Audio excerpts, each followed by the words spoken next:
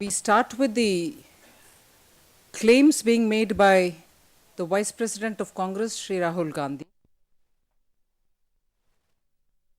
Before I get into the specific claims,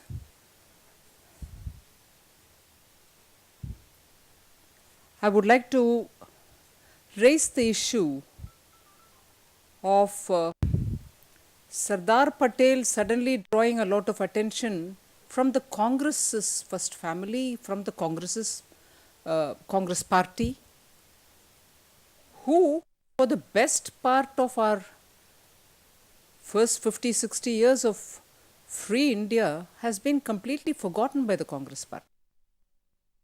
And of course, Sardar Patel and his stature being what it is, he's not just a leader of the Congress party, he's a national leader.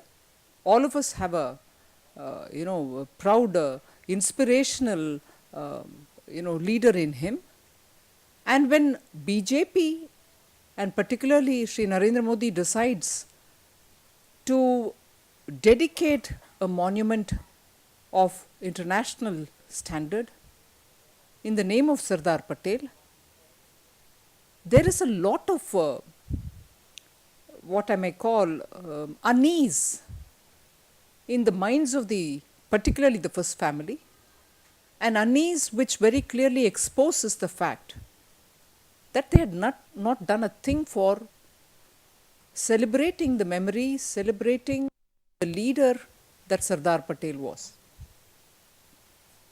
And the unease comes out of the fact that as opposed to Sardar Patel and as opposed to many other leaders, the way in which the Congress party's establishment, which is now and probably in the last 50 years been solely in the hands of the family, the first family, the Nehru Indira Gandhi family, and therefore we talk about the family and the dynasty and so on, has very clearly and actively promoted just one family which was associated with the Indian National Congress, which was a movement before independence. And therefore, when the BJP, when Sri Narendra Modi, when in Gujarat, a memorial is being built, suddenly the Congress party feels and the Vice President feels, oh my God, what is going on? How can we allow this?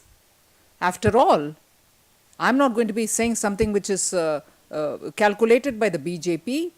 There are enough number of websites which will tell us that in India, institutions of repute, airports, central state schemes, and many other small and big memorials put together, a senior journalist from your fraternity has brought the total calculation to around 460. Such naming in the name of Jawaharlal Nehru, Indira Gandhi and Rajiv Gandhi. Airports, central schemes, universities, institutions, monuments, all put together. I'm sure you will know that if you go into the website, the details are all listed there, and which I'm sure this senior journalist is likely to publish as a book. Only the first family of the Congress and their names are taken up. And so when the BJP comes up with this to build a memorial, who stands exposed and therefore who's worried? It is the Congress party under the current dispensation. So instead of feeling that the time has come to question BJP, I would like to ask the Vice President to tell us, draw out a lot of pages from the history and tell us, have you done anything except for that one police academy in Hyderabad, which is Sardar Patel National Police Academy? Has the Congress party, in the best of 50 years that they've ruled, done anything for Sardar Patel? And now you come to, drawing so many pages from the history to say, oh, Sardar Patel didn't like RSS, Sardar Patel didn't like anybody from Jansangh. That's not required, sir. If only you would tell us. Since you feel so, involved about the Sardar Patel and that legacy belongs to only you and not the nation or anybody else in the nation, why doesn't the Vice President of the Congress party tell us why 450 or over 450 institutions in the name of your grandmother, your great grandfather, your father, but not Sardar Patel or not anybody else. I think it's a time for the Congress party to come out clean on how they have honored or celebrated Sardar Patel rather than constantly say, oh, how could you, coming from a certain ideology, do anything at all for Sardar Patel. It's just a negative and completely a cynical approach to politics where you're not explaining as to why you wouldn't celebrate. And I would therefore ask Sri Rahul Gandhi to please go back into the pages of history and tell us, if any, which are not visible for our eyes, in terms of that one police academy which you repeatedly, Congress spokespersons, keep talking to us. Pull out some more to tell us if you've done anything at all for Sardar Patel. And therefore, instead of decrying attempts to honor a national leader, they should introspect. There is one more reason why the Congress should introspect today. Actually, there is a challenge to the Sonia Gandhi, Rahul Gandhi ji leadership. If you look at in the last few days, the number of people who are running away from the Congress, those remaining, the number of people who are running away from contest, and those remaining, the number of people who do not want the tickets because A, B, C reasons. This is a very clear challenge on the Congress party's leadership, lack of faith in the Congress party's leadership, because if you've been in power for last 10 years, and as you claim that you've done a brilliant work, I do not know, I will certainly question on very many things. Joblessness, growth coming down to less than 4%, current and revenue deficits, investors running away from India, farmers' suicide, even basic things like LPG not being available as much as people want it, prices of LPG and many other things hitting the roof. If this is the way economy has been managed in the last 10 years, people who should actually be answering for it are not available for answering.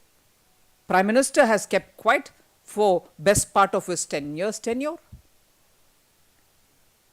The dream team of economists don't speak, and one has chosen to stay away from contest. If this is the way your 10 years performance is reflected by your own leaders, and Congress party's leaders are coming out of the party and now ready to join the BJP, you see every day something or the other happening in the BJP's office where lots of Congress's leaders themselves are coming out saying we don't anymore believe in it. And today's Sri Satpal Ji Maharaj joining, coming from Uttarakhand, where after that massive disaster of the cloud burst, Congress party's government there's totally failed in doing any kind of meaningful rehabilitation, and Uttarakhand is just not about Uttarakhand people. Uttarakhand is the Devbhumi to which all of us from different parts of the country go on Char Dham Yatra. And if the local people in the villages have not been rehabilitated, then to think of the tourists, their livelihood depends on the tourism, pilgrim tourism. And if today a senior leader from Uttarakhand Congress party, who was Union Cabinet Minister too, has come out to say, sorry, it's a total failure there, I'm getting out. Doesn't this reflect on the fact that both at the national level and the state level, Congress is utter failure? I come from Andhra Pradesh, we've spoken about it several times. Maharashtra farmers' suicide, you have only their minister and alliance partners talking about vulgar description about, dams not being without water. I won't even recall his words. This is the way the governance has happened in 10 years rule of Congress, both at the center and in the states like Maharashtra and in Andhra Pradesh where Congress has been in ruling. People are coming out. There is therefore what I would call a challenge to the leadership of the present Congress party. They should introspect. It's time that they introspect rather than throw allegation at people, rather than question and look into other parties' affairs. They should look into their own affairs and tell us what's going wrong in them. 10 years if you've done great inclusive growth, why wouldn't people want to be associated with you?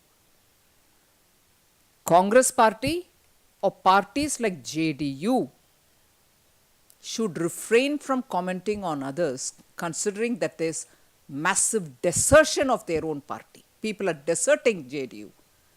People are deserting the Congress. There is no trust in their leadership. I think high time, particularly because there's an election which is going to happen sooner, these parties will have to contemplate, introspect as to what is their leadership providing to their own parties. I think the BJP, because given the groundswell, there's a lot of people's appeal to the people's imagination has been caught by the various ways in which we are reaching out to them, and therefore a lot of people are coming in to join the BJP, and that is the point on which Congress should introspect rather than look at us in a different way. Two specific points with which I'll finish. The two claims which I would like to take up today of Rahul Gandhi ji is about the road building, which he seems to happily repeat, forgetting that his data is completely misleading. I wouldn't even hesitate to say they are utter untruths.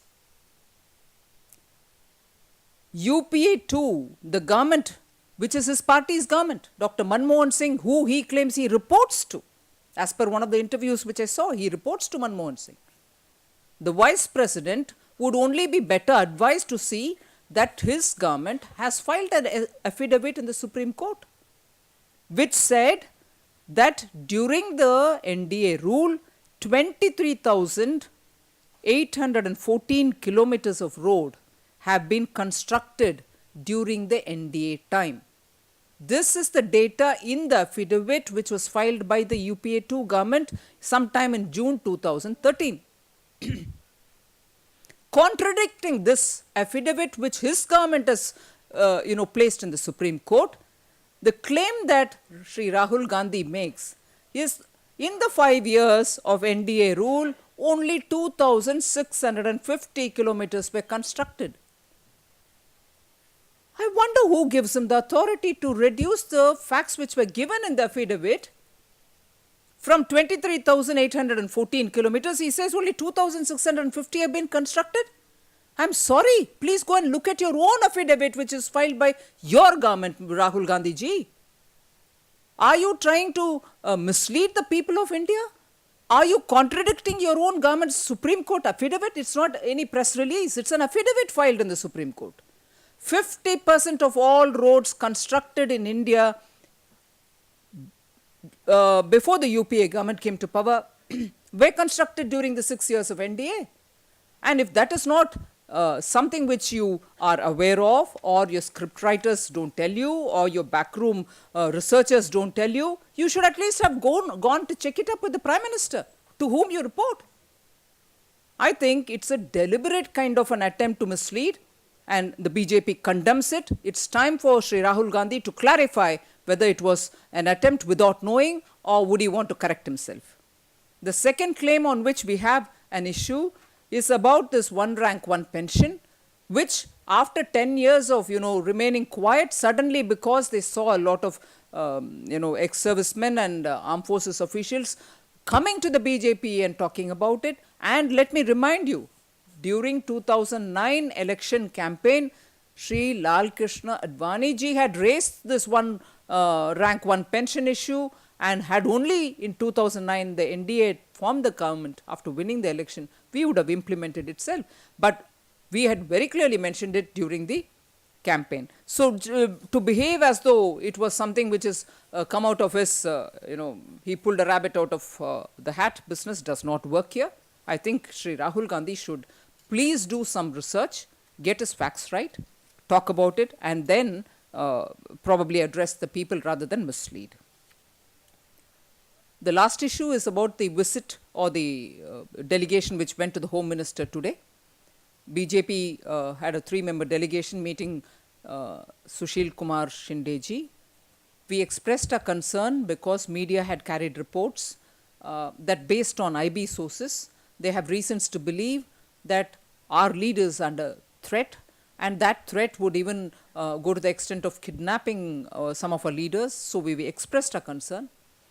The Home Minister gave a patient hearing And he said he assured that all steps will be taken to protect our leaders. And in fact, we had suggested that yes, we are concerned about our leaders because not just the media report, but through again the media, we have also come to know that there were threats from Indian Mujahideen naming some leaders. Clearly, naming of course Narendra Modi ji, naming Advani ji, naming General V.K. Singh, and therefore we have expressed our concern that if there are very clear threats coming from these sources, there is a reason to believe. And also, you know, the Patna rally, Hunkar rally, where massive threat translated into bombs, only God's grace saved our leaders and also the entire public from Bihar's all corners who were assembled there to hear Shri Narendra Modi ji. It's grace of providence that all of them went back home safely. So we voiced our concern to the Home Minister. We requested him. He gave a patient hearing and he assured that he'll ensure safety of all our leaders. Thank you.